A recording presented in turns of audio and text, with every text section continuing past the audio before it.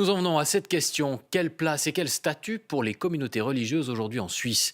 Les députés genevois débattent depuis hier de la nouvelle loi sur la laïcité. C'est notamment la question des signes religieux en public ou lorsqu'on occupe une fonction publique qui est en question.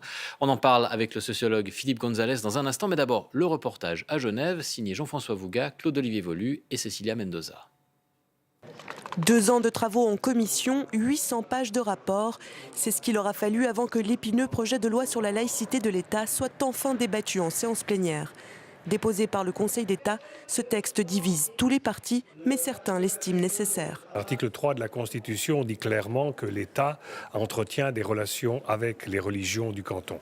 Il y a 400 groupuscules religieux dans le canton, 400 obédiences, et au fond, nous, on aurait aimé savoir quel est le contour de ces relations, jusqu'où on peut aller, quels sont les droits et quels sont les devoirs. Point litigieux depuis 2016, cet article sur le port de signes ostentatoires. Afin de prévenir des troubles graves sur le domaine public, le Conseil d'État peut restreindre ou interdire, pour une période limitée, le port de signes extérieurs manifestant une appartenance religieuse. Pour ce représentant de la communauté musulmane de Genève, cette clause vise clairement le voile islamique. Je pense à un projet anti-islam.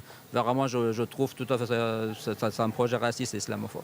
Pour vivre ensemble, avoir la paix sociale, il faut avoir un dialogue entre les personnes pour pouvoir se comprendre les uns et les autres. Mettons une loi, en fait, moi je pense que ça va ajouter plus au problème. Ça ne vise pas les musulmans, ça ne vise personne, ça tente à protéger une manière de vivre qui nous est propre à nous Genevois. Sujet brûlant, le port de signes religieux fait aussi l'objet d'un amendement qui veut l'interdire aux représentants du peuple dans le cadre de leur fonction.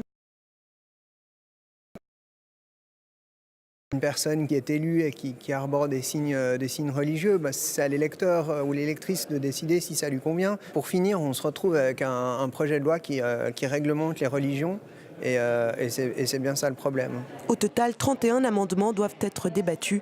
S'ils trouvent une majorité, ce texte